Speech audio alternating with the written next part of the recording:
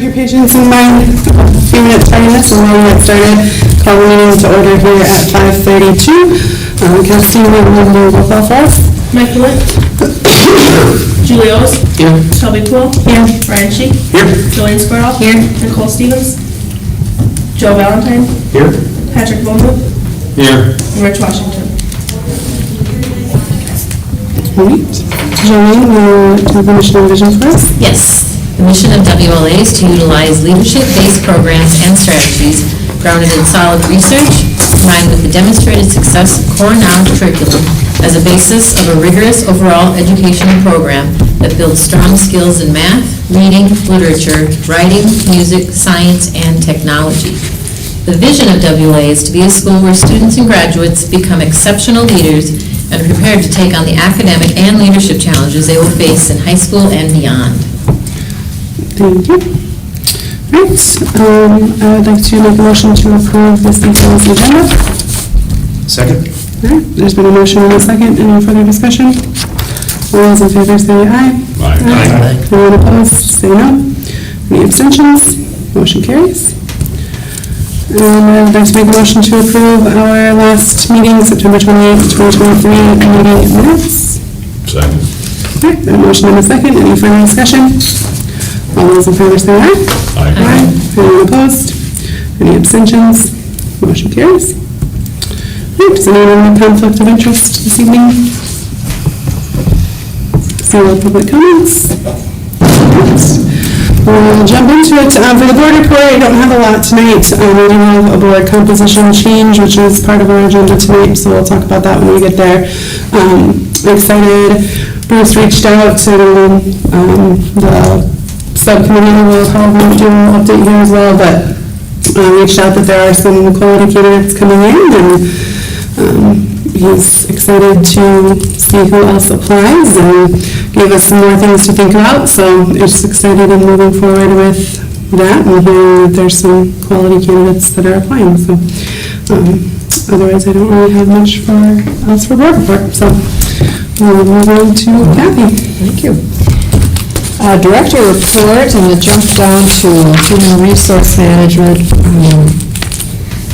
Just that Nicole, Link, and I have been working to develop an online manual to assist this new executive director. The calendar of reports due, the links to samples of all the reports in the plan. Sort of, this is how to do it, this is when to start it, X amount of weeks ahead of time. Some of these reports, there's about 50, 60 years, some of them are 2 hours, some of them are 30 hours, so it's just really important to have it laid out ahead of time. As well as we've been to map out the weekly duties that I have. Doesn't mean that they will want to run that same schedule, but just kind of the business and the flow of the job. Kind of a fun thing, Partnership for University of Minnesota, I'm going to be assisting in training teachers as well as paraprofessionals to get licensed in special education. So if you're a social studies teacher and you want to make that change, or if you're a paraprofessional and you want to step up, they'll be doing this statewide, and it's an exciting initiative in a hard-to-fill licensed area. Provision for safe and effective learning environment. Nicole Link, just kudos to her. It's been a very frustrating start with transportation, as you are well aware as board members, but really making a lot of headway. And we do have the POS system in place for the lunches, and that's sped things up by at least 8 minutes per lunch, which matters when you're trying to get hot food to kids. You will see that Trunk or Treat is being held tonight. So we did purchase, I think, $500 worth of candy for 800 or so kids and their siblings, and that look on your face says it all, because that means that tomorrow we're going to have lots of kids all sugared up, and we did it to ourselves. So, but now I would love it if we could all introduce ourselves once again to Mr. Nick Rice. I'm trying to make this report short so that we can talk about a very exciting initiative, and this is launching our 9th grade or our high school this coming fall. We've got a packet in here about 20 pages long, I believe. Is that in here, Cassidy? Yes. Well, it's really gone over the specifics. Yeah, I printed versions for people. Great, thank you. So this is detailed version.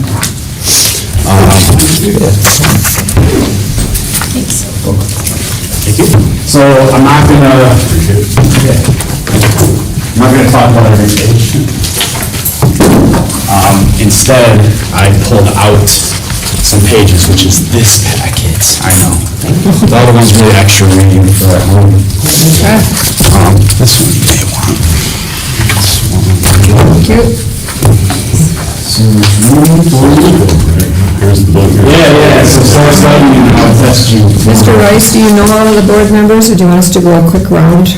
I mean, I've briefly met people and heard just names, but I don't know everyone. No. All right, Joe, I'm going to have you start because you're new to the board, even though you've been on the governance committee.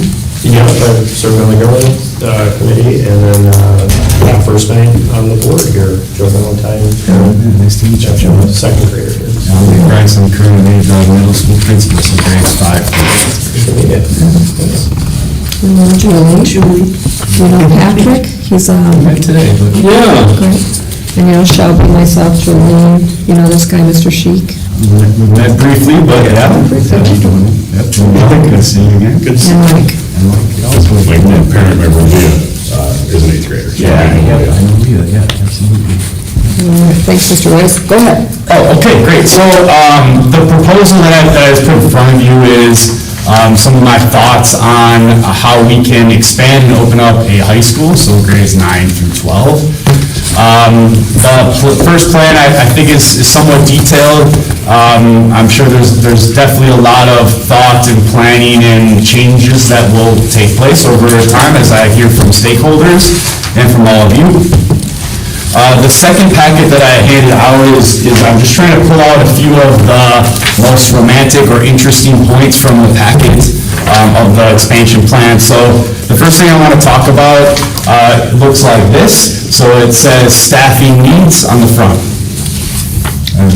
So what I tried to outline is the list of required licensures that I feel we're going to need for high school, and then I put dates next to them when I believe that we would need to hire those positions. So what I want to talk about is a gradual expansion. I'm not 100% sure if that's what all the board members have envisioned in their mind, but that's what I envisioned in my mind. So what I mean by that is adding 9th grade first for a year before we try to add 10, 11, and 12. So that's why when you look at this front page, so I'm going to start talking through instructional staff at the top of this table. So the licensures that we're going to need are English language arts, which is that communication arts, high school level, a science teacher that can do physical science or chemistry and physics. That life science is, I have listed underneath as the next year, 2025. So that is what I'm proposing as a 10th grade class, but that is a graduation requirement, so you need someone who has that licensure area. Social studies, math, special ed, physical education and health. I'm proposing a half-time leadership position that will be working with the upper level grades. Some of these positions are going to be flexing, because like I'm proposing, we'll start with grade 9, so some of these will be 6, 7, 8, 9, and then the next year it might be 8, 9, 10, and so on. And as we go a little deeper, I'm going to talk a little bit more specifically about how that can look. Arts, world language, I want to add in a couple of years when we have enough students to be able to fill those classes, fill that program. I do have ideas for how we can provide language learning for students as a supplemental learning opportunity. I'll explain that in a minute too. I outlined some support staff. One particular, if you look at the first couple names, like school social worker is a position we don't currently have, but that's a position I think is important for working with older students and their social emotional needs. Behavior interventionist is just kind of shifting how we're looking at those K through 12 and strategically where that needs to be. I'm thinking a paraprofessional the first year. We would add more as years come. We have EL staff and some of these on hand already. Some slight custodial, food service, and transportation needs also. So if you flip to the second page, It shows you a map. A map of third floor B, which is currently where middle school is held. So what I'm showing on this map is a slight reshifting of where those classes are located. Right now, if you're looking at your page on the far left-hand side, sixth grade is on that end of the building. I'm proposing moving in closer to the bathrooms. They're the youngest kids on that grade are on that floor. So this floor will be 6, 7, 8, and 9th graders. And just trying to keep those classes, those age levels kind of grouped together. I'm proposing a study hall space, which would be mostly for 9th graders. How that would rotate into their schedule. So that's what our current is, a conference room in the center of that floor now. And then the other conference rooms on the other side, I'm proposing removing the wall and turning that into some sort of space. I don't know yet how that would be used. I'm saying STEM lab here, but that's certainly open for a lot of suggestions. On the far left-hand side, it says leadership and art. That's currently a PLC room. So there would be some shifting as to where PLC will be located. That's professional learning community where our teachers are being trained. So we'll use that space now, but we'll just shift that. I think it would make a good art room because it has that closet. So that's how I'm seeing laying out adding 9th grade. If you're wondering where 10th, 11th, and 12th grade would fit, I don't think that they would necessarily. And what I would be proposing is that we're looking for an alternative location, a second location for high school. I mean, I could see one from here, it'd be great. I don't know if that's for sale, but it would take other thoughts to fill, how we'll fill that high school up. But I don't know that it'll fit in this current building. It would take quite a bit. Questions or comments on that so far? To buy us one more year before we have to rebond or sell or buy another property, we can move, eventually we can move 5th grade to this area. It used to be where 3rd grade is on this main floor. And 6th grade could come down to where 5th grade is, which would give you more room for 10th grade. But after 10th grade, there's no space. Okay. So Yeah, just I do think that it's wise to fill this space before we're moving into a new space, because we want to have enough student enrollment in order to be able to pay for that, and for the staffing that it's going to take. So, yeah, that sounds interesting. We're going to have to map that out, or maybe you already have. All right, if you turn to the next page, it looks like a colorful calendar. So I'm proposing a unique schedule, and that schedule has hybrid learning, which would take place on Fridays. So if you look at that calendar, all the Fridays that are highlighted green, those are flexible learning days where students will be able to do their learning on campus or off campus, depending. Is that just grade 9, Mr. Rice? Correct, high school only. Gotcha. 9 through 12, but high school only. What's the main pickup on that? Yeah, the reasons for that. Your top 3 benefits. Sure. So it provides a lot of flexibility for our staffing, and when our professional learning is going to happen. But I mean, that's a secondary reason. The primary reasons are the benefits for the students. So independent learning, self-motivation, self-pacing, guidance and practice. Learning how to learn independently outside of school. Right now in the United States, according to EdScope, 69% of college students say they prefer having online or hybrid class options. 60% of all college students in the United States in 2021 took at least one class online, and 30% of all college students took exclusively online classes in 2021, and 15% of all the colleges in the United States are fully online colleges. So it creates opportunities for IEP meetings, staff meetings, team meetings, professional learning for teachers, reduced transportation needs for the school, support of student mental health needs, and also student talent development. So some of our students play instruments, some of our students do sports, some of our students have talents outside of school, so it just creates opportunity for that. It's not for everyone, but it's one of the benefits. Like I said, it helps teach self-motivation, self-pacing, self-regulation, and independent learning. It's all numbers too. Yeah. Seriously, I like percentages and such. Yeah. So a couple of years ago, I used to, off the top of my head, just shout out at people, more than 50% of all college students are taking online classes. But I felt compelled to look up the stats last night, and now what I was reading is more over 60%. I wouldn't guess that 50% of the schools are 100% online. Yeah. I feel like we need to be very comfortable with it. It's kind of a learning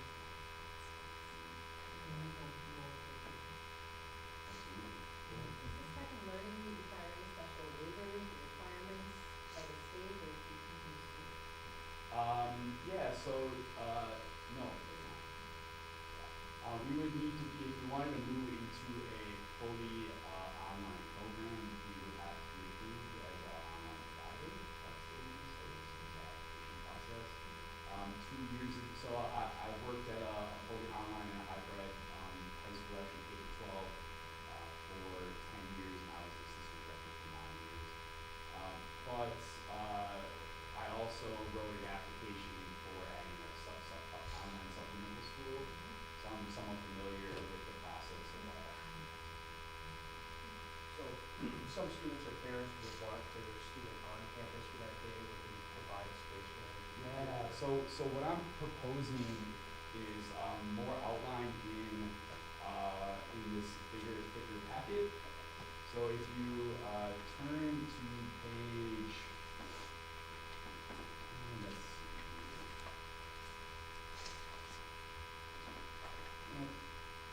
12.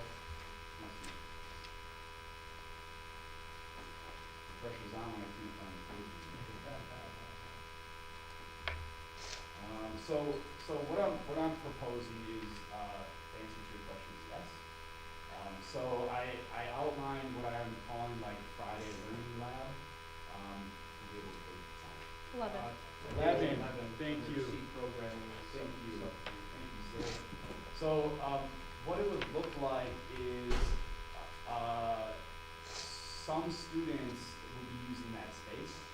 So students who are failing classes, students who are not attending school, students whose teachers have identified a specific need, maybe some homework, things like that, students who do not have a safe learning space at home, students with special needs that can't be home. They don't have a parent or something that's safe at home. At my previous location, we had it open for any student to come to the learning lab as I'm describing, and we had about approximately 25% of our students use that. For various reasons. For various Their reasons. choice, their parents' choice, or It was, the teachers saying, yes, right. I would think it may be less than 25%, I'm not sure.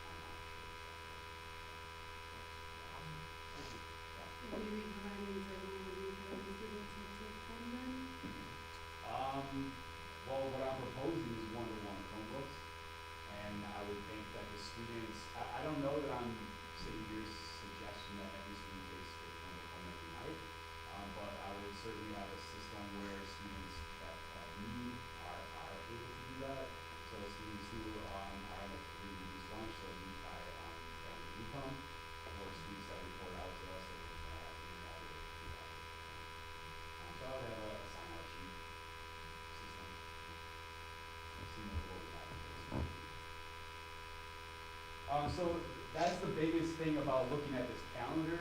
I know that is unique, and so I certainly understand that there would be a lot of discussion and feedback on that point, but I wanted to throw it out as a model that I am suggesting. If you turn to the next page, page 4, it says staffing 2024-25. So this is slightly different than the very first page where I was really outlining licensures. Now I'm kind of talking more about specific staff. So feel free to read through it all, but to kind of summarize it for you, I would say we currently have, 3 of our current 7th and 8th grade teachers are licensed through grade 12. So our current 7th and 8th grade teachers also have 2 periods in their schedule currently where they're teaching electives. So what I'm proposing is we are strategic about our hiring. I'm thinking, if you look about 5 lines down, I am talking about hiring a fully high school science and math, fully high school English, language arts and social studies. So what I would like to do is look for candidates that have multiple licensures, look for candidates that can teach different things and wear different hats. At least these first couple of years, it's so beneficial. Then our current middle school teachers, we would have conversations with them about what 9th grade classes can you teach, do you want to teach? They're all qualified to teach them, but it's, which ones do you want to teach and which ones don't you? And then filling in other positions as we need. So, I'm saying, if we're looking for high school teachers and we find a great person that has science and math, well, then we can go to our middle school science and math and you can do electives for middle school, and we don't need the high school classes. And if we find an amazing high school language arts teacher and so on. But I do not believe that we can just go out and hire every high school licensure that we need right away. And I think we can supplement that with some of the staff that we already have. Same goes for some of these ideas of FIED. I feel like we can. So if you look at this chart, there's an asterisk next to the different positions that I feel we already have currently in the building. So I feel like FIED might be able to take that on. Otherwise, we do need high school health. So probably, like I think I showed in the last map, we'd be looking at hiring FIED the second year. I do think we probably would need an art leadership type position, maybe a combination position of art and leadership to take on high school, or maybe it'd be more like middle and high school on some of these spaces. Questions about that? So this current high school social studies teacher would teach 7th grade, 8th grade, instead of electives, 1 or 2. Geography, 9th grade geography, Okay, 2 so sections. it's kind of a transition into the MS students that. Yeah, so it wouldn't be asking the teachers to teach more, they wouldn't have more preps. But it would be shifting it to asking them to teach something specific like geography instead of an elective. And eventually you get to the point where MS students that we have Yes. full days for everything. Yes, absolutely. Yeah. I mean, the second year you'd be hiring more positions. Mr. Rose, can you talk about Northern Star Online, the world language? Yes, thank you. Northern Star Online is a supplemental learning school that any of our students in high school could take courses through them. They're 100% fully online. Northern Star Online has their own teachers who do the instruction and the grading and the feedback and communicating things. At the end of a term, that Northern Star Online would be providing us with a transcript of what the student completed in that class, and the student could earn that credit even though they're taking a class outside of our school. So it does cost us some money. It's a per pupil unit, but what it allows is for us to have some of that flexibility with some of these important things like high school students want, something like a world language, and we can't offer. So I've used Northern Star Online in the past. So in my previous school, I had a full-time Spanish teacher for high school, but I had kids that wanted to learn French or German or Chinese, and so they did. And we did that through Northern Star Online. And then why I'm also proposing that dedicated study hall space on that map is that is a space where students will be able to complete that learning while they're in our building. So even though they're taking this online class through a different school, they'll be here in this building in that study hall period with their computer completing their online class, and that's supervised by a professional. I'm going to show my interest. Any issues on parents transferring and making sure that it coordinates with the graduation requirements, or is all of that kind of under a state umbrella, so it's already built? You have such smart questions, but you're 2 pages ahead. I am going to talk about graduation requirements. But to answer your question, no, those courses are, meet graduation requirements, there's no issues with that. When students take their transfer from high school to a college, there's no issues with those courses at all. These are taught by, licensed Minnesota teachers, Minnesota courses, state standards. Perfect, thanks. Yeah, good question. I've worked with some other online providers, but I just, Northern Star Online is one where it works in the way I'm describing. You know, we can sign 5 kids up for Spanish 1 or whatever, French 1, and they can work through that curriculum pretty easily on their own, and they get that support. Okay, if you turn to the next page, it looks like a colorful schedule table. This is very much me just throwing out ideas, so please don't think that this will be set in stone, absolutely not. We will be working through this as a school and as a team over the summer months to make sure we have our schedule right. But I just wanted to try to map out how these would fit, and I think I got them all in this grid, so it seems like it could exist in this way. I try to put in, prep periods, RTI times, lunch, advisory, following a pretty much the same schedule as what we have this year. Not to say that it couldn't change slightly over the summer with discussion, but I just decided to go with what we have. If you flip to the next, any questions about this?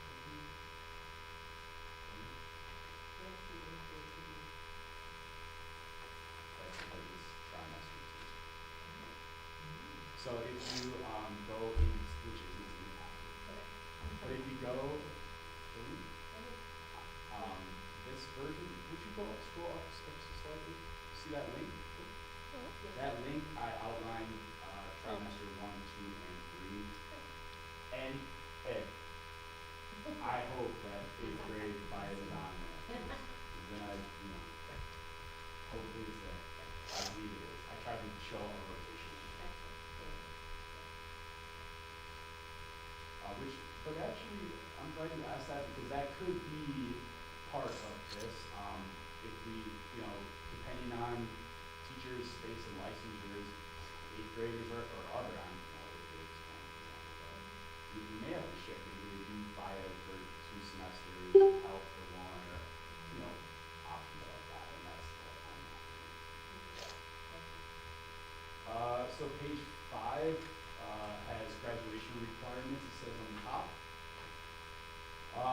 I took what I found in the board minutes from a few months, a year ago, really, when I believe Megan Dave and Kathy Mortensen presented the ideas of high school expansion, and when I was originally approved. So I found an outline of graduation requirements that I didn't really love, and so I shifted that ever so slightly. But what I'm suggesting is very similar to the state of Minnesota's requirements. I like to have year-long credits from 1.0 just because that's the way I like to operate.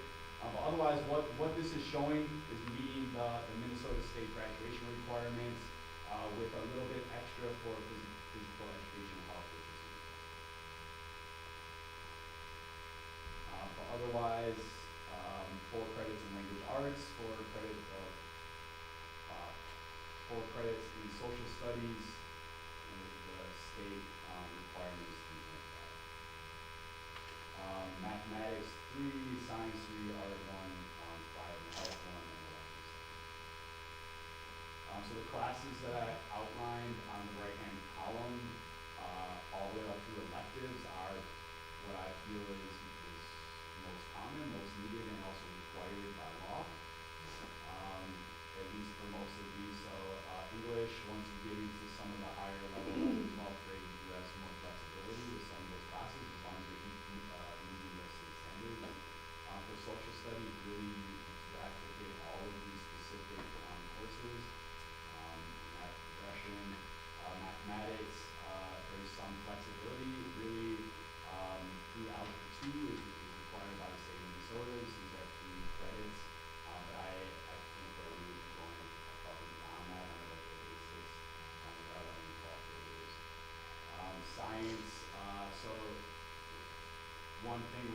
something that I think is interesting or I like. So generally speaking, I might have my ninth graders taking physical science. However, we have very recently offered a position to a science teacher who has a high school biology license. And so I may propose that first year we just switch that order and we have students take biology. Because that would fit our schedule and licensures we need to. Art, biot, health is required in high school. And that is a big list of electives that are things that I believe students are interested in, things that I believe our staff is interested in. But I just have to slow you down, I would think that we need to look at a page like this page, and then January at the board meeting, maybe side by side with what are some of the other graduation things, like what is now science academies, what is more classical, what is, so that the board can say, oh, we can play with it a little bit, and then make any decisions, because we're gonna have to start staffing them up. I'm also proposing in the bigger packet that's more detailed, like a senior capstone course. That would be a graduation requirement. So in that, I would like to see our seniors doing a community service project. All WLA students do service learning, but they do it so far in groups, in class with leadership from their teachers and stuff like that. I would like to see our seniors completing their own service learning projects and documenting that. I'd like to see them collecting exemplars from the work that they've been turning in throughout the years. So that's art, papers, and all that kind of stuff in a portfolio. And then they'll be able to present that, all of that information in that capstone class. I'd like to see families and community members, board members, of course, staff able to be an audience so that our seniors are presenting out their culmination of learning. So that would be also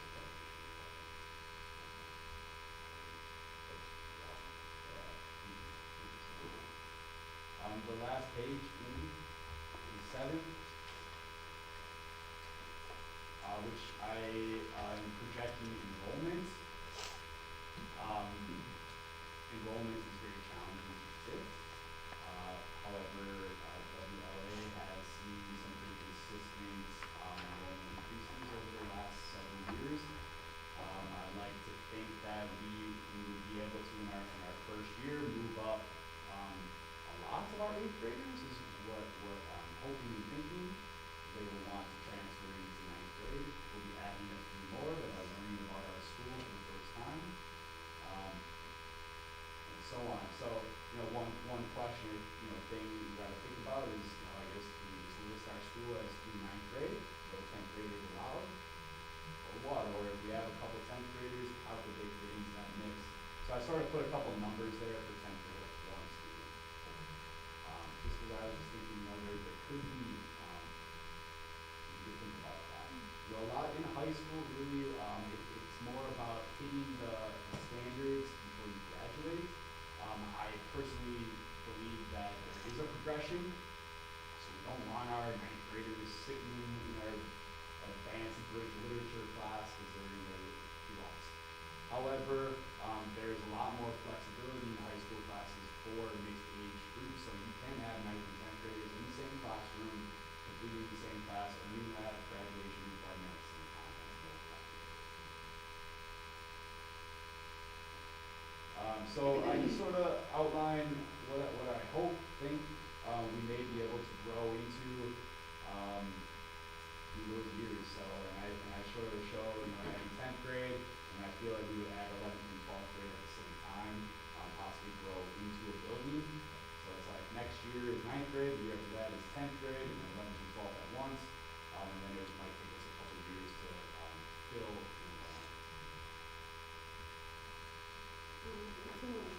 I'm trying to figure out, second year, 25, 26, how do you get one employee?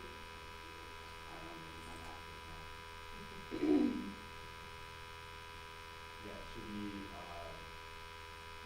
2 plus 40 plus 4. So, I thought I had it. I don't know, I hear you. And then what about like a PSEO plan? Absolutely. That Yeah, the would be- PSEO is required by law. So, all students in grades 10 through 12 may enroll in PSEO. 10th graders can only do like one course at a time, like a CTE course. 11th and 12th grades have a lot more option. I detail that a little bit more in the more detailed version. Yeah, PSEO is absolutely something our students will and should do. Post-secondary enrollment option is where students in high school go and take college level classes at the college. They can also do that online. And I've had a lot of my students in the past take online classes and be in my building, never have to leave my building, and you can still do that, take those college classes. So when you do PSEO, you get the college credit for free and the books are free, and you also get high school credit at the same time. It's a beautiful situation. And then also in my proposal, I talked a little bit about concurrent enrollment, which is where high school students are taking college level classes here in our building from our teachers, which is better for us because it saves us a lot of money. When our students do PSEO, we lose that revenue for them. Whatever amount of their time they are at the college is revenue we do not get. Some schools try to downplay that. I personally don't. That is important for all students to have that opportunity.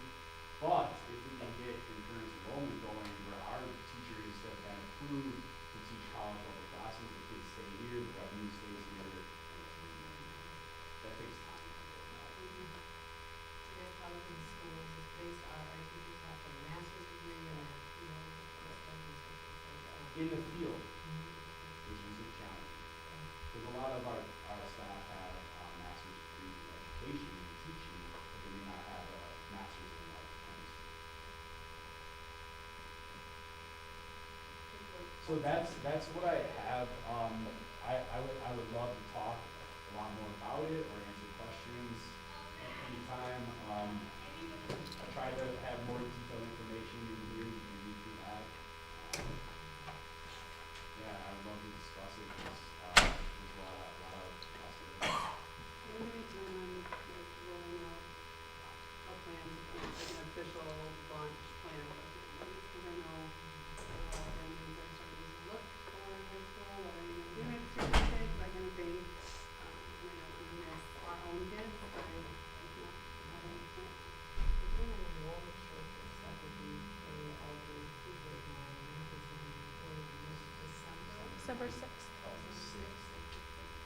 So that will be there, we'll have all sorts of questions in these packets,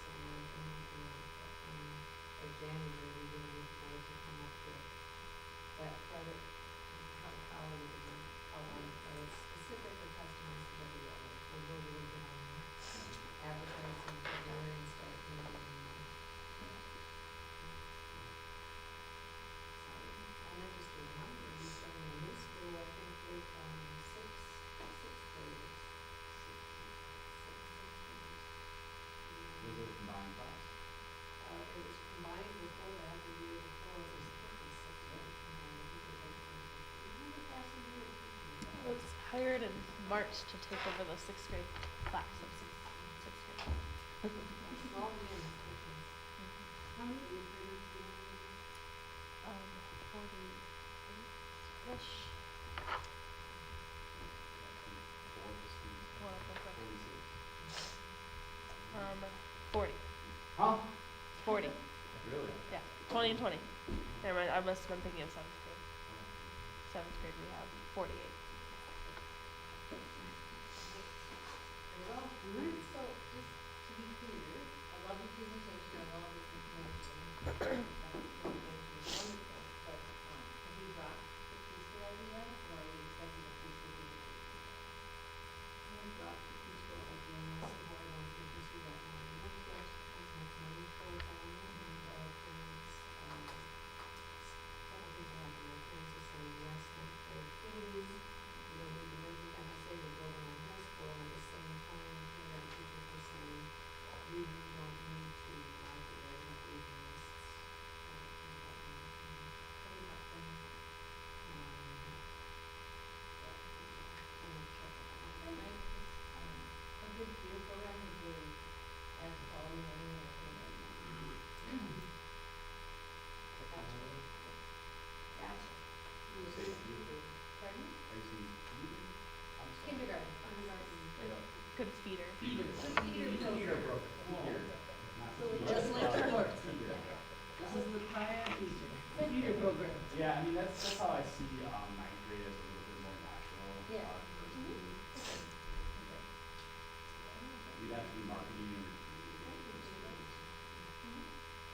I do think that we should market the high school stuff. I mentioned this on, You guys can run. thank you. Thanks for your time.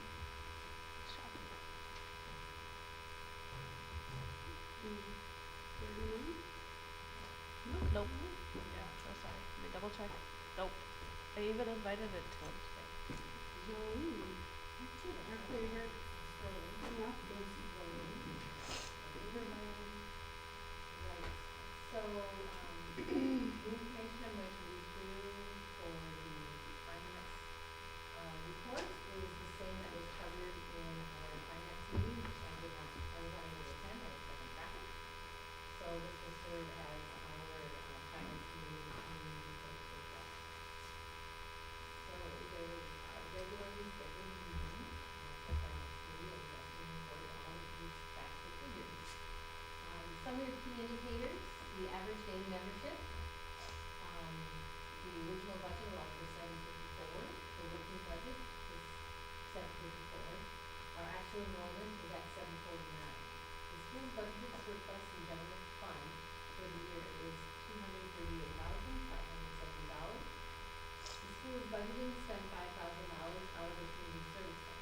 A projected cumulative fund balance of $2,417,882, or 49% of expenditures at fiscal end. The school's working budget is projected a surplus of $291,000, 454, by fiscal year end, which would result in an ending fund balance of $2,475,766, or 28% of total expenditures. Projected days of cash on hand is 106 days of annual expenditures. This is above 45 days needs remaining bond payments. The financial statements key points, as of month end, 25% of the year complete.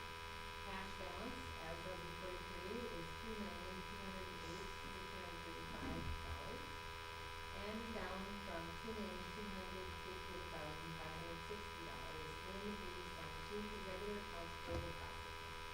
State aid receivable, 22-23 balance is $252,709 as of the reporting period. The balance will be finalized in next month as we process audit entries for the fiscal year end. Revenues received at the end of the reporting period, 27.2% of the fiscal budget. Expenditures dispersed at the end of the reporting period, 18.1% of the fiscal budget. Other items, the FY24 original budget was approved at the May 2022 board meeting. The FY24 working budget requests updates for legislative updates and staffing changes. The FY23 audit is scheduled for September 21st and 27th, and is held remotely this year by Audio Solutions. The FY23 audit will be presented at a future board meeting in August. Following your board packet is the colorful graphs reflecting all of that information, as well as other supporting documents for balance sheet and things. Any questions? Any answer? Any questions?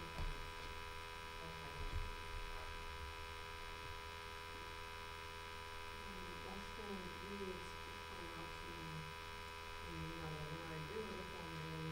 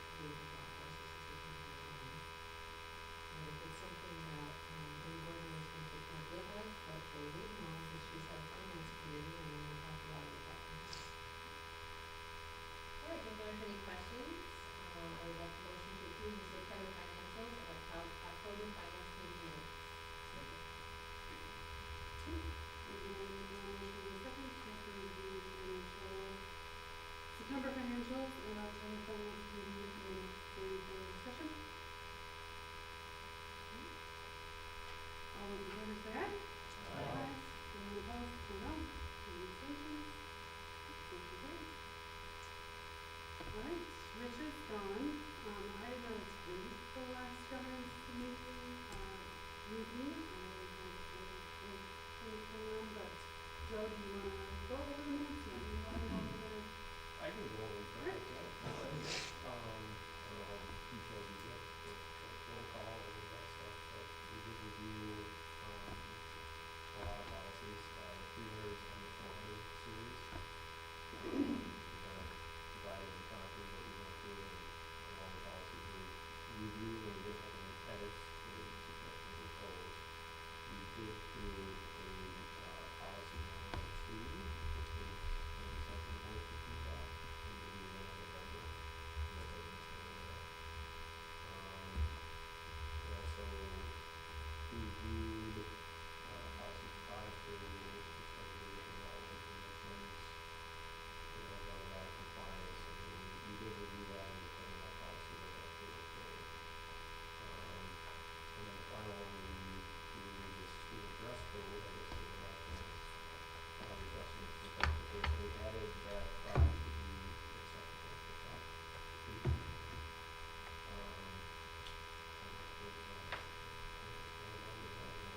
Future discussions for board. Annual policy reviews for the 500 series. And then the final review of the public facilities policy. That was everything we covered in the second meeting. The logo issue brought up when we were talking about the logo. Remember how it's going to the logo? Logo on the uniform. Yeah, we actually, go back in September. Yeah, part of that.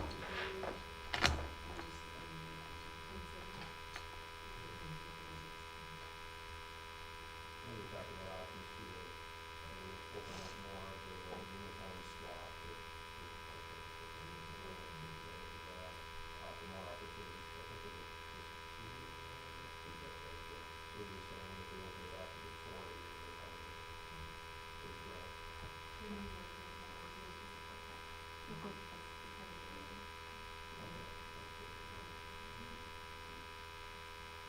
So yeah. Point out that we have a lot of policy and bags and bands that are used. Don't we use those at any time? We need to do all of them.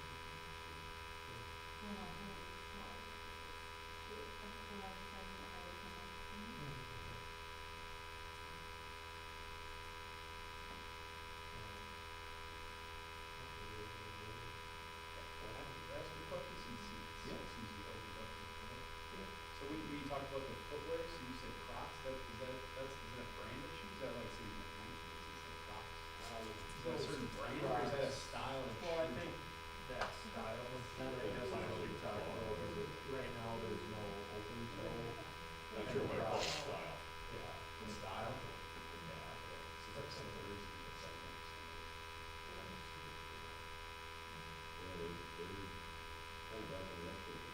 Oh, yeah, especially the white ones.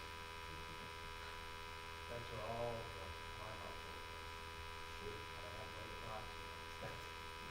Only the things that they can put in the whole. I heard Kurt just WLA ones. There you go. Substance right. For me, as the Yeah, PE nice. teacher, I have a problem with them. I'm out at the gym, yes, in the gym, if there's no sport mode, they're not allowed. You gotta have your. Yeah.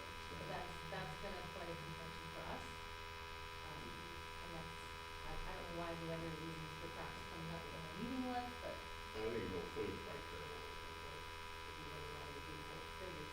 Yeah. Okay, nature, like, no sport. Yeah, that's what I'm saying. It's not that way. Something on policy, make it clear, at least by ed. I don't think so, to use pretty basic knowledge. Right. And it's not something that's employed somewhere else in the area. Yeah.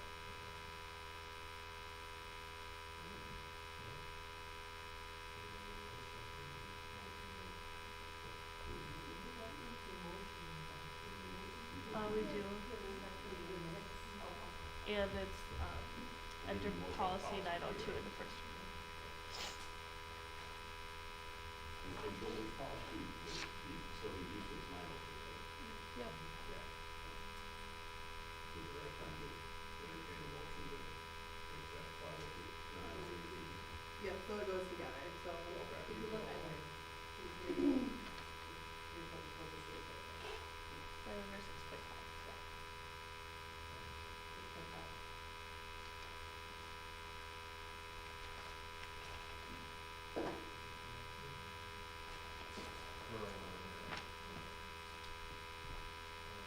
Yeah, so it's like, October, meeting, and policy number 2 is go through. Motion, corporate governance, minutes, policy number 2 on the first reading. Is there a second? Any further discussion on that? All those in favor say aye. Anyone opposed? Any abstentions? Motion carries. And just for everyone's knowledge, when things go into first read, if you catch things, if there's things that you disagree with, whatever, please email Rich or Joe or Nicole or I or on the government team so we can bring those things to the next meeting. Preferably email Rich so he's there. And just say like, hey, thoughts on this, questions about this, a little bit more information on this, so that when we go to our second meeting, we can have the options back. You know, my notes is a big one for Joe, but, oh yeah, I might. That's all right. Well, most of us are on it now, so. We'll take you back to email me. Yeah, email somebody and let them know your thoughts, so. Alright. Ryan, you know me, what are you doing? All right, well, we met 10:10 at 4:30 p.m. virtually. On the sound mitigation project, that is moving forward. We have finally received all of the details from the product to install to lead times, who's going to be doing all of that for both quotes. And so one quote stood out to us, somewhere around, I think, about $10,000 cheaper. It's an apples to apples comparison. So mathematician, that's kind of a no-brainer. So we're moving forward with that through the finance committee. We'll be taking a look at those two quotes and making a decision on that. To break that kind of down, we had a couple options there. We decided on panel size, which is kind of what we were looking at. One was a 4-foot by 10-foot panel size throughout the gym. The other one was a 3-foot by 3-foot, which is very similar to exactly what we currently have. I think aesthetically we felt that the 3x3s, the continuance of the 3x3s would be best. We could balance color and design and kind of get fun with it. The 4x10s would basically just be big stripes on the wall with different colors if you wanted to switch it up. So that's the route we chose. Again, it's the 3x3s. So that'll be awesome. So we're moving forward with that, which is great. The muralist we had talked to, we will be meeting with him tomorrow, actually. He's going to come out and take a look at his blank canvas and shore up whatever details he needs to proceed with that. So we're excited to get that rolling. So look for that shortly. That'll be a dramatic change in our gym. So we'll really give a cool school spirit feel and something to get behind and be really cool. So we're excited for that. What time is the meeting coming up? 11:30. What is that? What's the time frame for the meeting to be completed? To be determined. It was not, from what the discussions we had, the short discussions via email, and it won't take very long. I think we needed about a week. Or something like that? It wasn't big. It's a big wall though, so I'm very interested in yeah, so anyways, it's exciting. So we're pumped up for that. Complementing that will be the plaques as well. So we're working out kind of what those look like, and to also complement and go with the theme with the rest of the gym. Playground, still holding, nothing new there. So we're still waiting for renderings and working that out and satisfying what Woodbury's requirements needs are. So we're still holding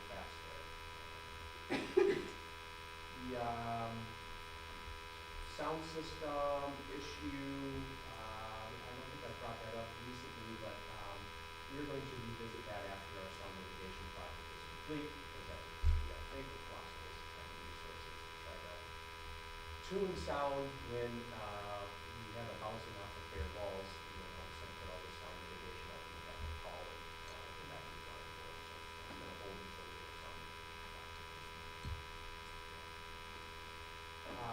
Then we adjourned at 16:47 or 4:47 p.m. And sorry. So that was that. Anybody have anything else that was there?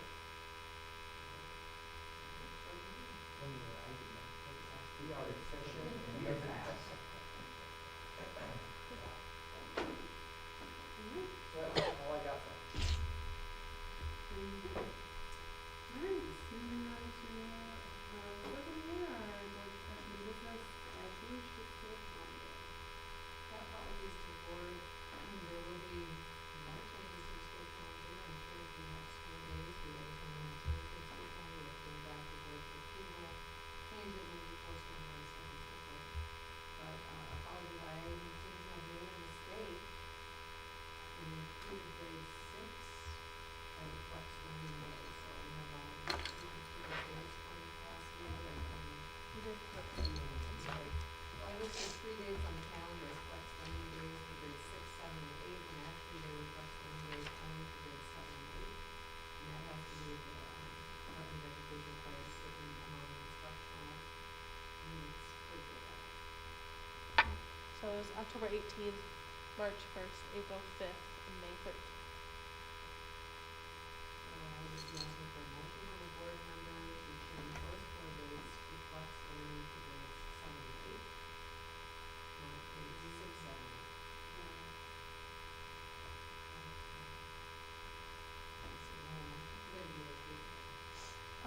October 18th, March 1st, April 5th, and May 13th.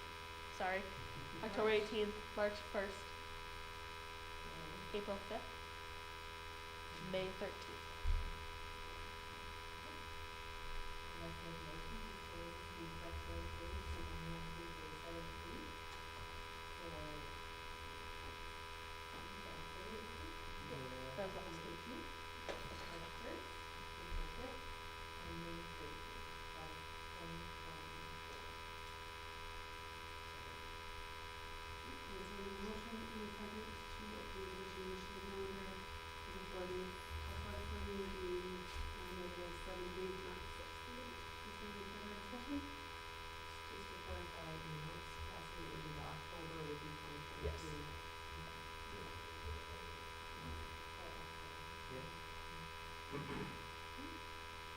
There's no further discussion.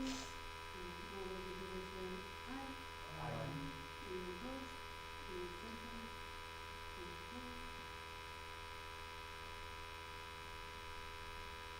And for the next snow day,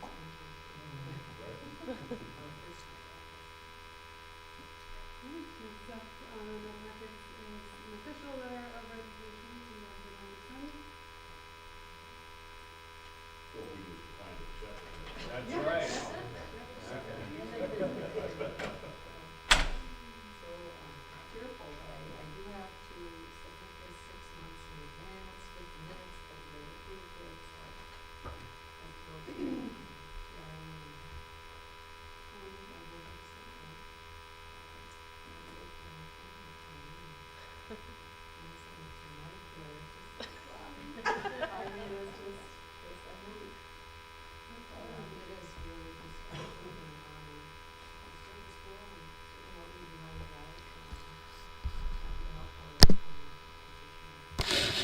As we move through, here are new candidates, I'm just rambling. I'm not gonna cry, so stop.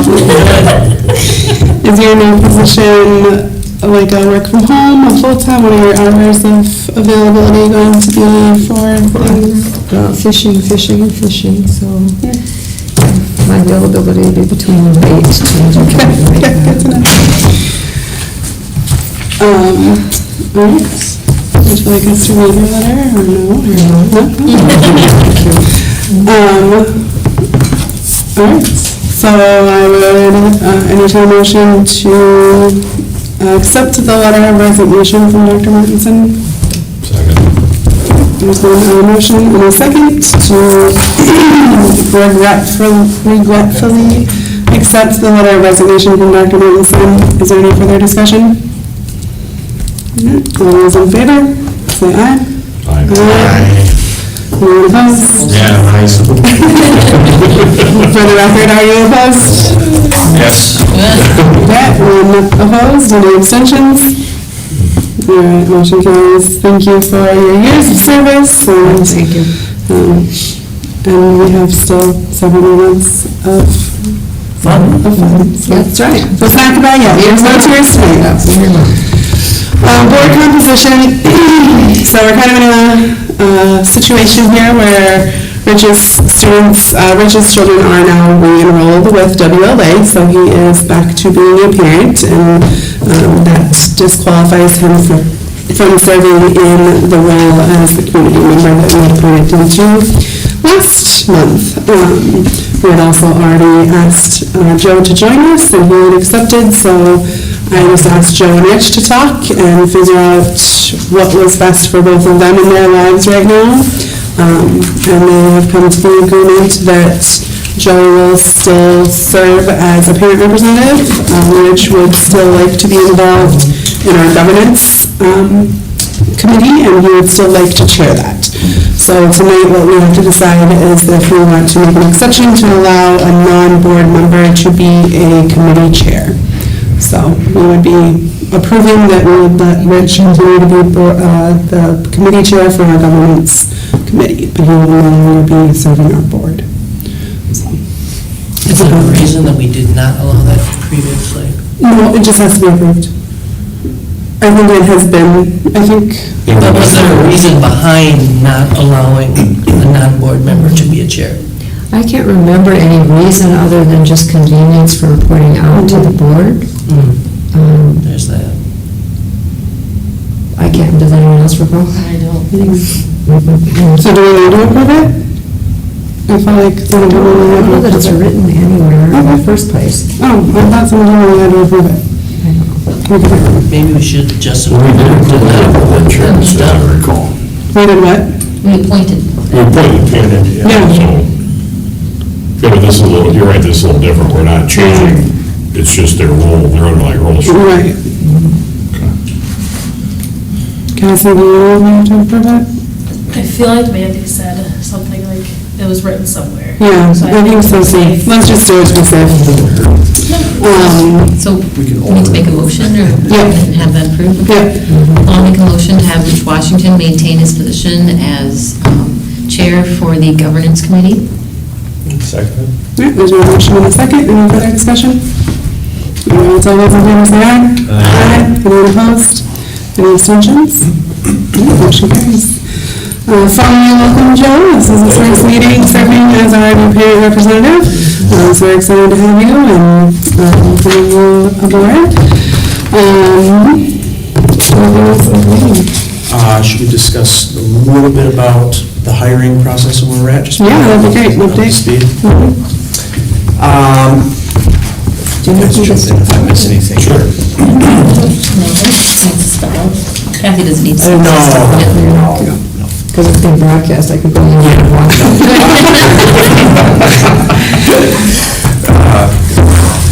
All right, so just kind of bring everybody up to speed, what's going on and where we're at in the process. It's progressing nicely.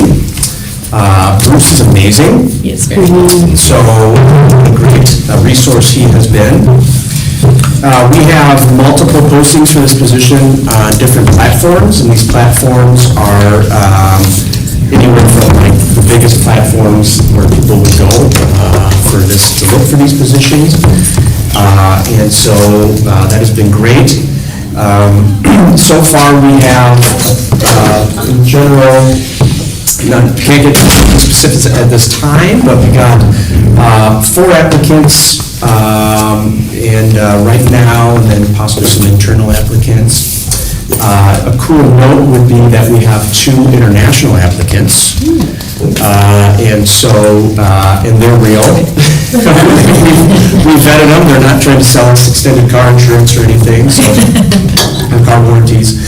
And they're legit, and it's very, very cool. So moving forward with them and seeing what they're all about, they can bring to the table.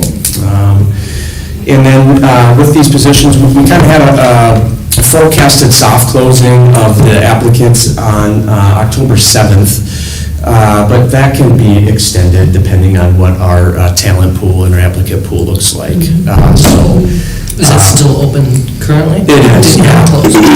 Yep, so, did I say October 7th? Yeah. November 7th. Yeah, sorry, minor detail.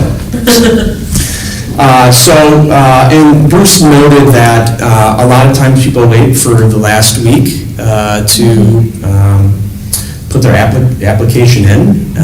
So we may have some more coming in as we approach that November 7th date.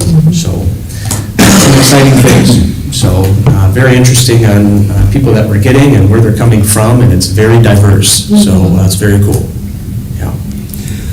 Am I missing anything, or anything you guys want to? I was just reviewing that too, so.